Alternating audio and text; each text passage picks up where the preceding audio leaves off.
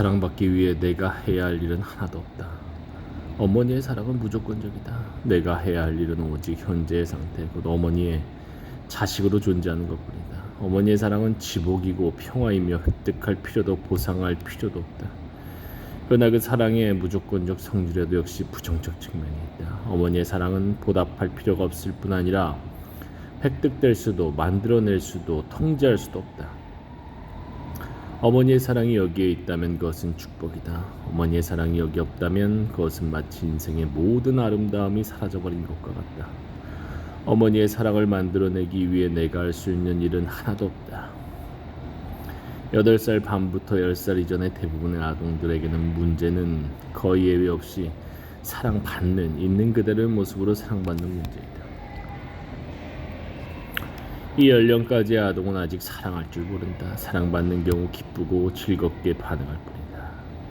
아동 발달의 2단계에서 아동의 심상에는 새로운 요인, 곧 자신의 행위로서 사랑을 만들어내려는 새로운 감정적 요인이 생긴다. 처음으로 어린이는 어머니든 아버지에게 무엇인가 주려는, 무엇이든 시나 그림 그 밖의 것들을 만들어 주려는 생각을 하게 된다. 어린이의 생활에서 처음으로 사랑의 관념은 사랑받는 것으로부터 사랑하는, 창조적으로 사랑하는 것으로 변한다. 이렇게 처음 시작할 때부터 사랑이 성숙하기까지는 많은 세월이 필요하다. 마침내 어린이는 이제 젊은이가 되어 자기 본의성, 곧 다른 사람들을 오직 자신의 욕구 충족의 수단으로 생각하는 태도를 극복한다. 다른 사람들의 욕구도 자기 자신의 욕구만큼 중요해진다. 사실상 다른 사람들이 더욱 중요해진다. 주는 것이 받는 것보다 더욱 만족스러워지고 즐거워진다. 사랑하는 것이 사랑받는 것보다 훨씬 더 중요해진다. 사랑함으로써 그는 자아도취와 자기 본의 상태에 의해 이루어진 고독과 고립이라는 감방에서 벗어난다. 그는 새로운 합일감, 참여감, 일체감을 느낀다. 더 나아가 사랑받음으로써 받아들이는 의존 상태보다는 오히려 사랑함으로써 사랑을 만들어내는 잠재력을 느끼고, 바로 이 이유 때문에 자꾸 무력하고 병든 또는 착한 아이가 되지 않을 수가 없다.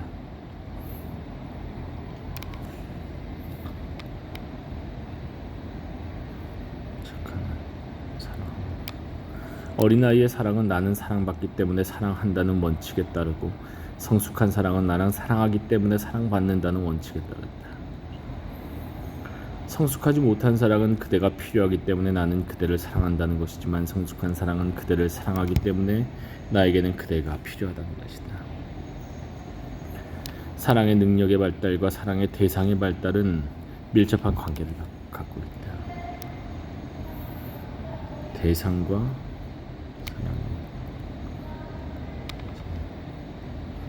사랑의 원인과 대상은 다르지.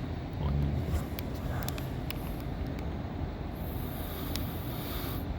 태어나서 처음 몇 달 동안 또는 처음 몇 년 동안의 어린아이는 어머니에게 가장 밀접한 애착을 갖고 있다.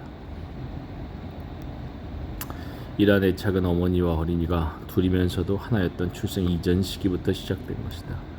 출생은 어떤 점에서는 사태를 바꿔놓지만 겉으로 드러나는 정도로 심하진 않다. 어린아이는 이제 자궁 밖에서 살고 있지만 아직도 완전히 어머니에게 의존하고 있다. 그러나 날이 갈수록 독립의 정도가 높아진다. 아이는 걷는 것을 배우고 말하는 것을 배우고 스스로 세계를 탐험할 줄 알게 된다. 어머니와의 관계는 사활과 관련되는 중요성을 차츰 잃게 되고, 그 대신에 아버지와의 관계가 점점 더 중요해진다. 이와 같이 어머니에게서 아버지에게로 옮겨가는 것을 이해하려면 우리는 어머니의 사랑과 아버지의 사랑이 갖는 성질상의 본질적 차이를 이해해야 한다. 예.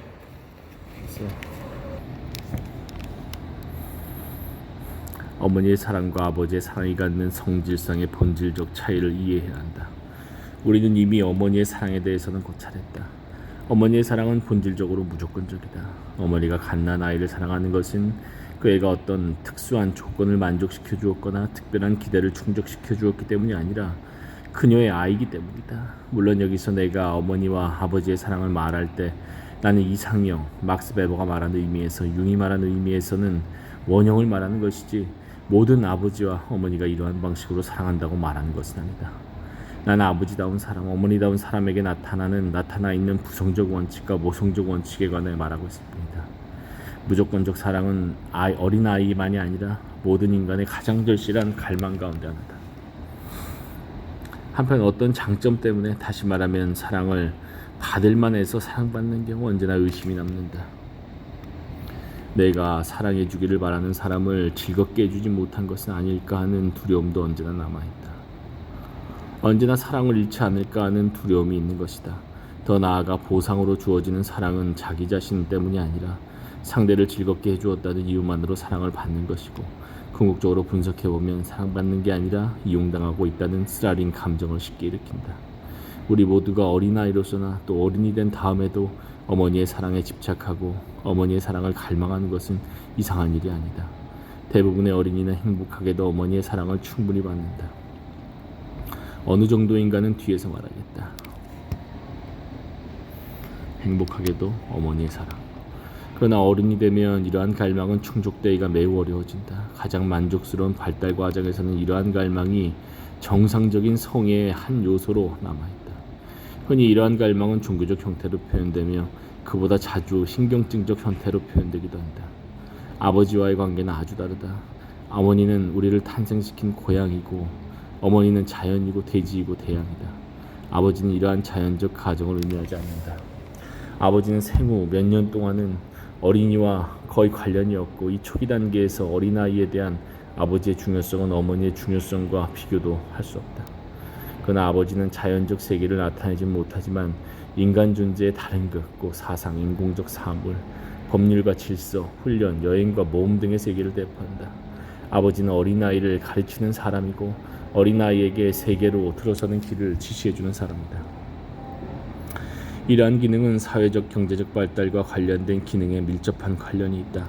사유재산이 성립되고 사유재산이 아들에게 상속될 수 있게 되었을 때 아버지는 재산을 남겨줄 만한 아들을 원하기 시작했다. 아버지가 자신의 후계자로서 가장 적합하다고 생각한 아들, 자신과 가장 많이 닮았고 따라서 가장 좋아하게 된 아들을 상속자로 삼는 것은 당연한 일이었다. 아버지의 사랑은 조건이 있는 사랑이다. 아버지의 사랑의 원칙은 너는 나의 기대를 충족시켜 주었기 때문에, 너는 네 의무를 다하고 있기 때문에, 너는 나를 닮았기 때문에 나는 너를 사랑한다는 것이다. 아버지의 조건부 사랑에서도 우리는 어머니의 무조건적인 사랑에서와 마찬가지로 소극적 측면과 적극적 측면을 발견할 수 있다. 보답을 바라기 때문에 기대하는 바를 달성하지 못하면 사랑을 잃게 된다는 사실은 아버지의 사랑의 소극적 측면이다. 아버지의 사랑의 본성에는 복종은 주요한 덕이고 불복종은 중요한 죄라는 사실이 가로놓여 있다. 따라서 복종하지 않으면 그걸로 아버지의 사랑을 잃게 된다. 적극적 측면도 마찬가지로 중요하다. 아버지의 사랑은 조건부이기 때문에 나는 아버지의 사랑을 얻으려고 무슨 일인가를 할 수 있고 노력할 수도 있다. 아버지의 사랑은 어머니의 사랑처럼 나의 통제를 벗어나 있지는 않다. 어린이에 대한 어머니와 아버지의 태도는 어린아이 자신의 욕구와 일치한다. 갓난아이에게는 정신적으로나 육체적으로나 어머니의 무조건적 사랑과 보호가 필요하다. 6살 이후 어린아이에게는 아버지의 사랑, 아버지의 권위와 지도가 필요해지기 시작한다. 어머니는 어린아이의 생명을 안전하게 지켜주는 기능을 갖고 있고, 아버지는 이 어린아이가 태어난 특별한 사회가 던져주는 문제들을 처리할 수 있도록 어린아이를 가르치고 지도하는 기능을 갖고 있다. 이상적인 경우에 어머니의 사랑은 어린아이의 성장을 방해하거나 무력감을 조장하지 않는다. 어머니는 삶에 대한 신념을 갖고 지나친 걱정을 해서는 안 되며, 어머니의 걱정이 어린아이에게 전해지게 해서는 안 된다. 어머니는 생의 일부를 어린아이가 독립해서 마침내 그녀에게서 떨어져 나가기를 바라는 소망에 바쳐야 한다. 아버지의 사랑은 원칙과 기대로 인도되어야 한다. 아버지의 사랑은 위협적이고 권위적이기보다는 참을성이 있고 관대해야 한다. 아버지의 사랑은 성장하는 어린아이에게 능력에 대한 확신을 증대시켜야 하고, 마침내 어린아이가 자기 자신을 지배하는 권위를 갖고 아버지의 권위에서 떨어져 나가는 것을 허용해야 한다. 결국 성숙한 사람이 되려면 자신이 자신의 어머니가 되고 아버지가 되는 단계에 도달하지 않으면 안 된다.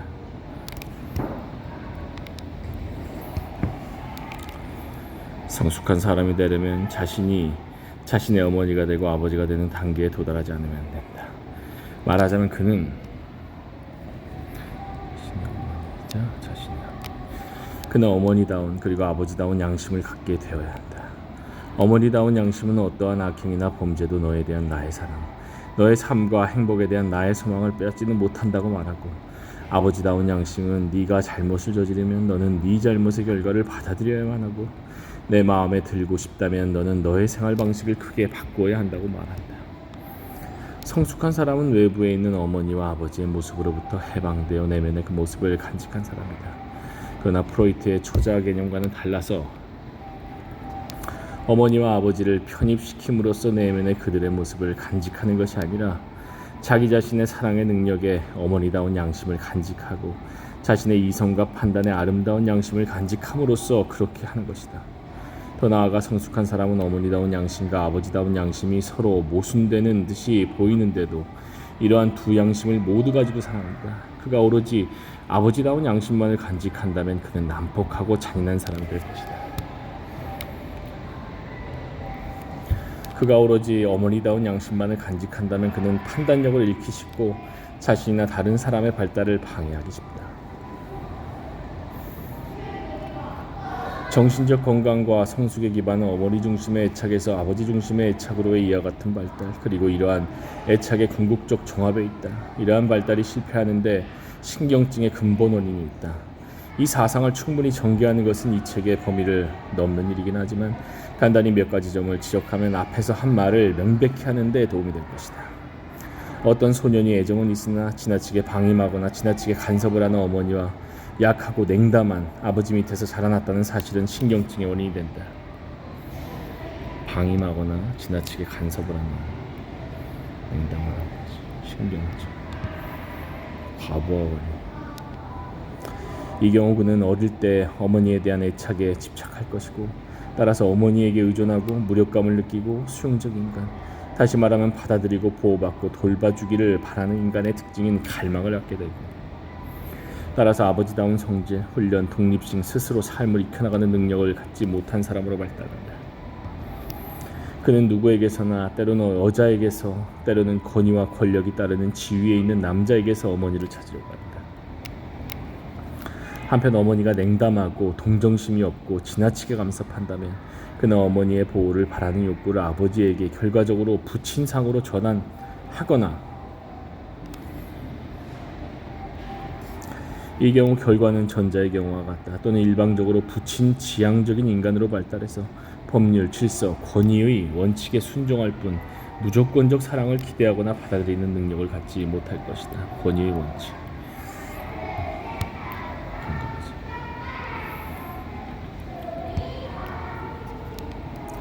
이러한 발달은 아버지가 권위주의적이고 동시에 아들에게 강한 애착을 갖는 경우 더욱 강화된다. 이러한 모든 신경증적 발달의 특징은 한 원칙이 어머니다운 것이든 아버지다운 것이든 발달하지 못했거나, 또는 이것은 더욱 심각한 신경증적 발달에서 볼 수 있는 일이다. 어머니와 아버지의 역할이 바깥 사람들에 대해서나 그의 내면에서의 이러한 역할에 대해서나 혼동되고 있다는 것이다. 부친지향적인가? 어머니에게서 충분히 사랑을 못 받으면 반작용으로 아버지에 대한 집착 생겨서 권위지향적인 반대면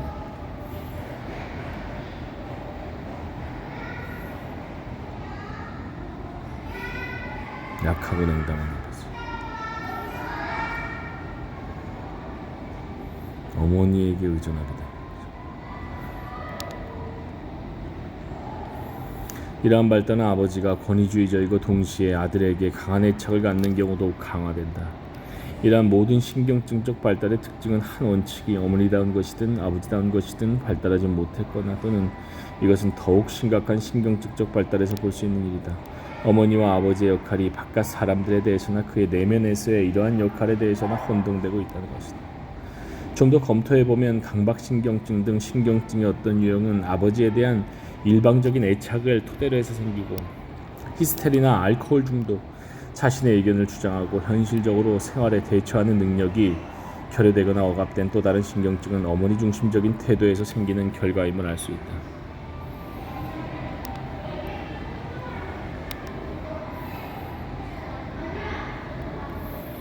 진짜 어머니 중심적인 태도.